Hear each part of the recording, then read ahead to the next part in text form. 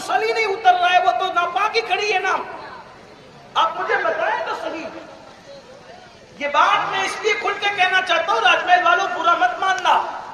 आप कितने ही बड़े बुजुर्गों का तावीज लाएं, जब रसूलुल्लाह ने कह दिया कि नापाक जिस घर में रहेगा रहमत के फरिश्ते नहीं आएंगे तो नहीं आएंगे। इसलिए कि रहमत के फरिश्ते पाबंद हैं रहमतुल लिल आलमीन की मर्जी के। वो आने के भी पाबंद है, वो जाने के भी पाबंद है। आप कहेंगे हुजूर के पाबंद है, मैंने कहा उठाओ काजी सनाउल्लाह पानीपती की तफसीर और उठा करके देखो कि हजरत काजी साहब लिखते हैं कि जब जंग बद्र में फरिश्ते मदद के लिए आए मुसलमानों की और मदद की, तो उस वक्त तो जंग खत्म हो गई, तो रसूलुल्लाह नमाज पढ़ा रहे थे। हमारे आका नमाज पढ़ाते पढ़ाते हुजूर मुस्कुराए, बल्कि ऐसा हंसे जैसा कि उनकी शान है, और इतना हंसे कि दाढ़ें नजर आई। सलाम के बाद सहाबा ने पूछा आका आज आप नमाज में हंस रहे थे जैसा कि आपकी शान है। हुजूर फरमाते हंसी की वजह यह थी कि जिब्रील फरिश्तों के साथ तुम्हारी मदद के लिए आए थे, काम खत्म होने के बाद वो वापस जा रहे थे, तो उन्होंने जैसे आसमान के दरवाजे पे दस्तक दी तो अल्लाह ने पूछा कहां से आ रहे हो जिब्रील? अस्की मौला तेरे महबूब के गुलामों की मदद के लिए तूने जंग में भेजा था, काम खत्म करके हम वापस आ रहे। तो अल्लाह ने पूछा मेरे महबूब से पूछा या बगैर पूछे आ रहे हो? मेरे हबीब से इजाजत ली के बगैर इजाजत के आ रहे हो? अस्की मौला इजाजत के बगैर आ रहा हूं। तो अल्लाह ने कहा जिब्रील वापस जाओ, जब तक के महबूब इजाजत दे उस वक्त तक नहीं आ रहा।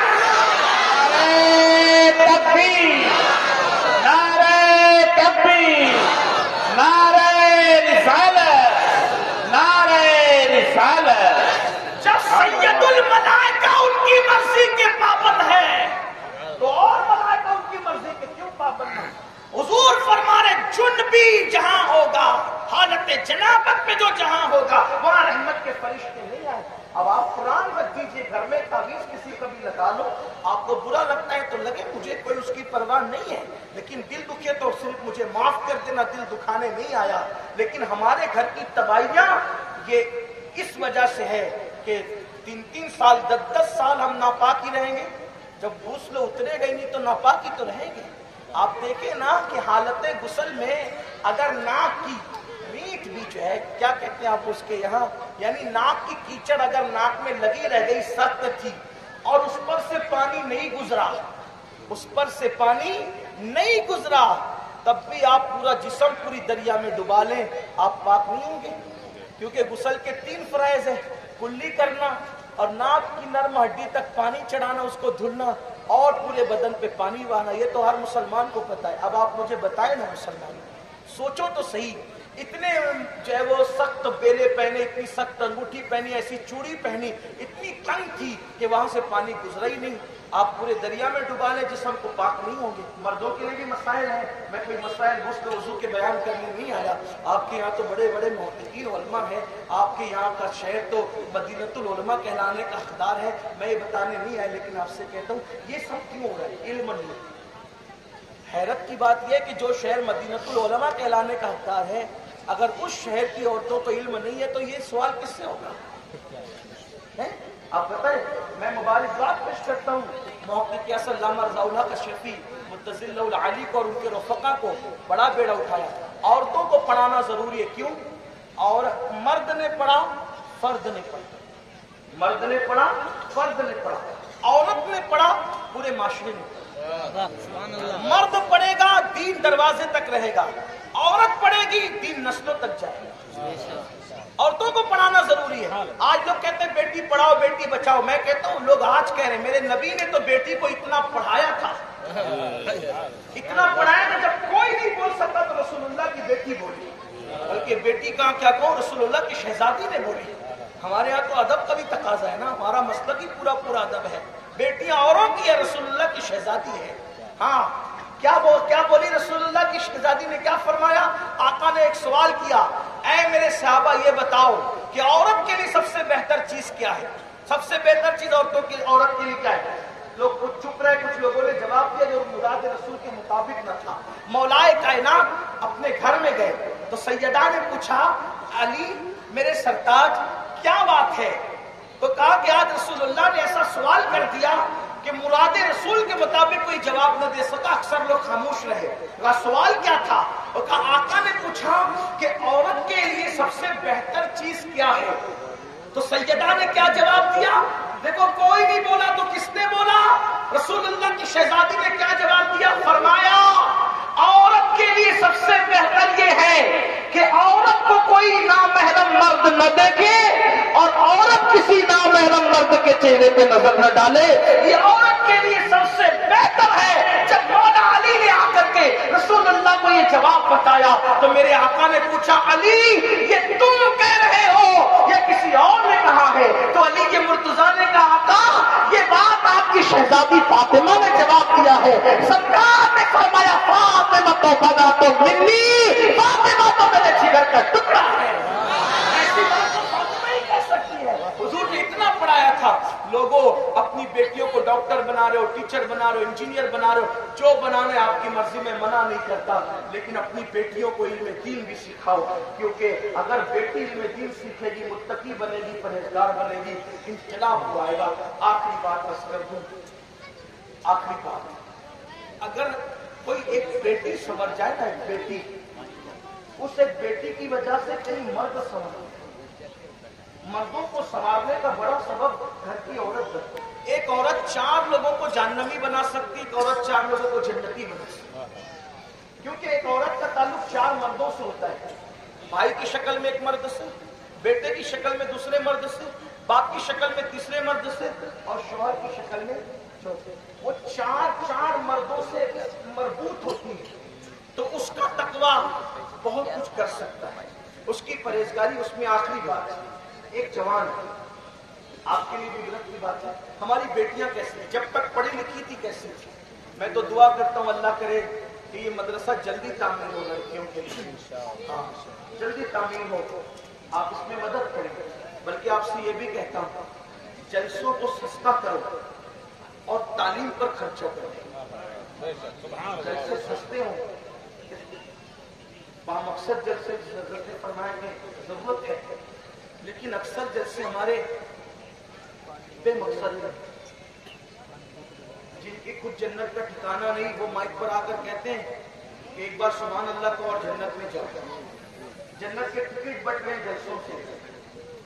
حالانکہ کتنے لوگ عشاء پڑھ کے آتے اور کتنے جا کے فجر پڑھتے ہیں اچھی طرح پتہ ہے.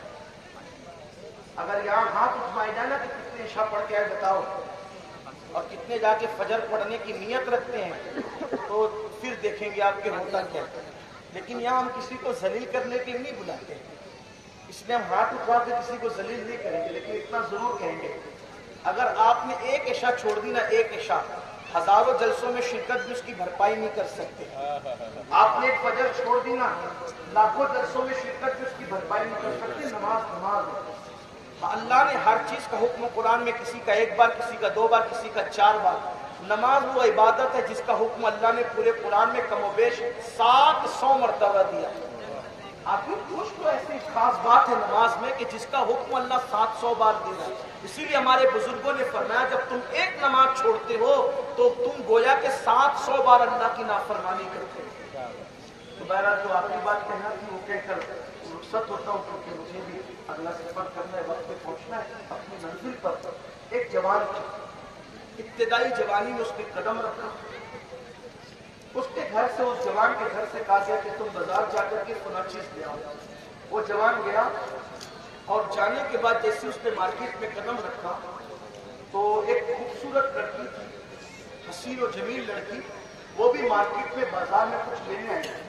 اس کی عمر بھی ابھی بہت بڑی نہیں تھی، وہ جوانی کی شروعات میں تھی. اس جوان کی بھی شروعاتی جوانی تھی، اس لڑکی کی بھی شروعاتی جوانی تھی. دونوں کی آنکھیں ایک دوسرے سے چالو ہوئی.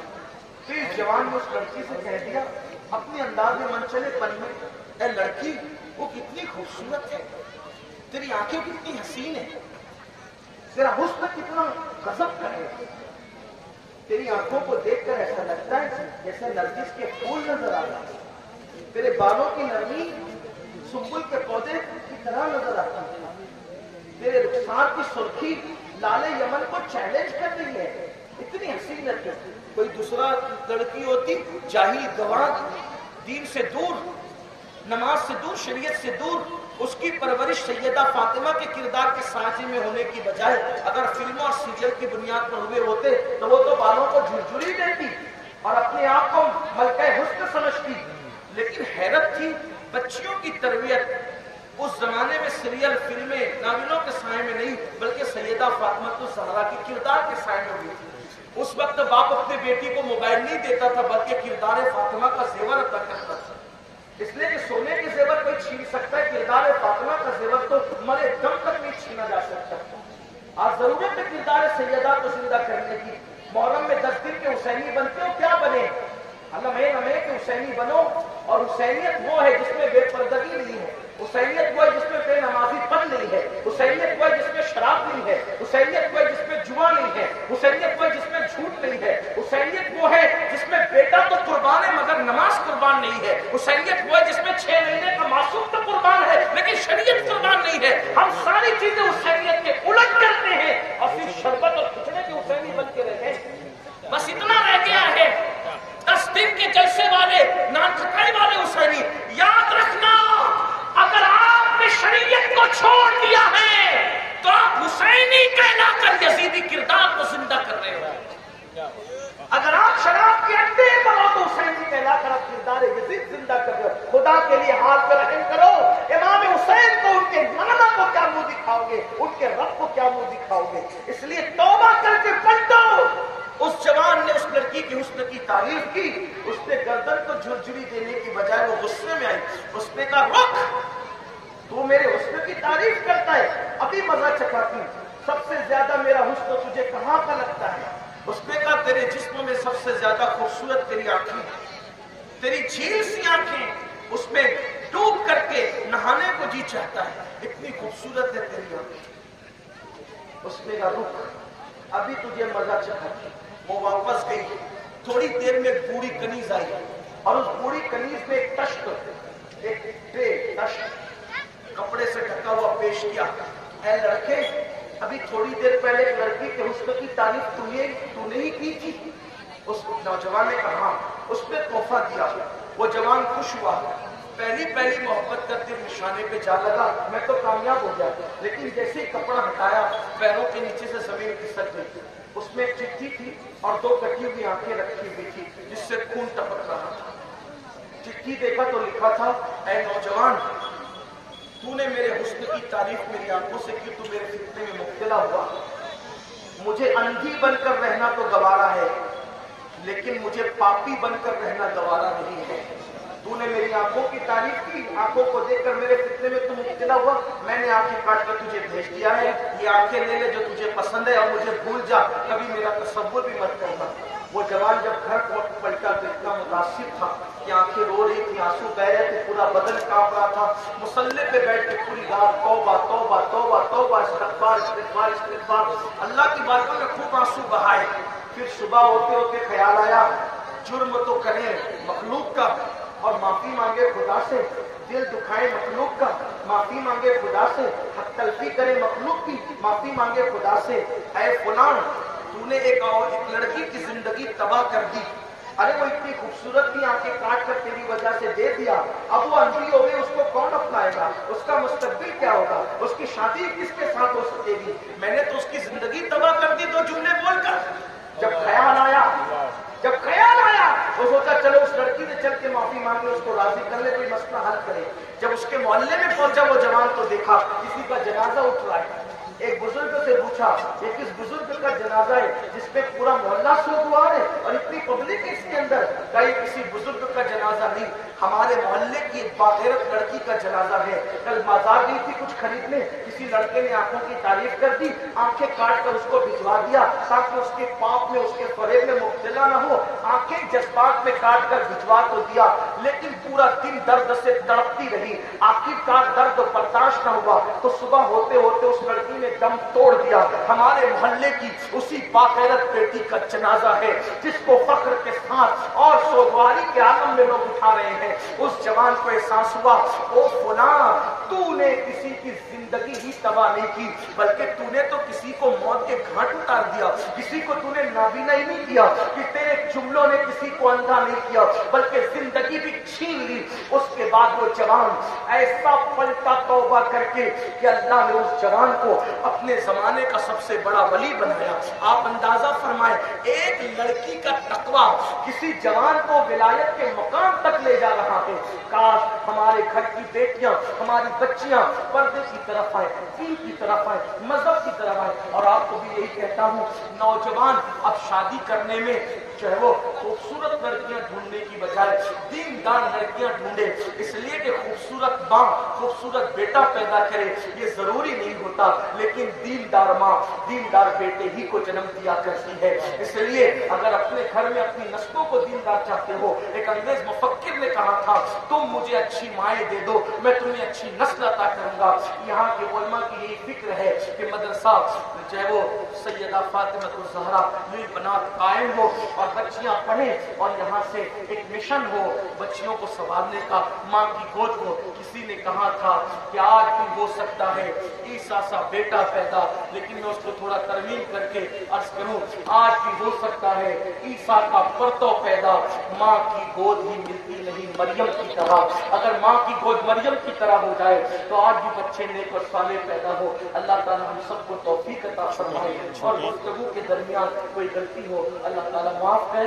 استغفر اللہ ربی من کل ذنب واتوب الیہ, لا الہ الا اللہ محمد رسول اللہ. السلام علیکم ورحمۃ اللہ وبرکاتہ.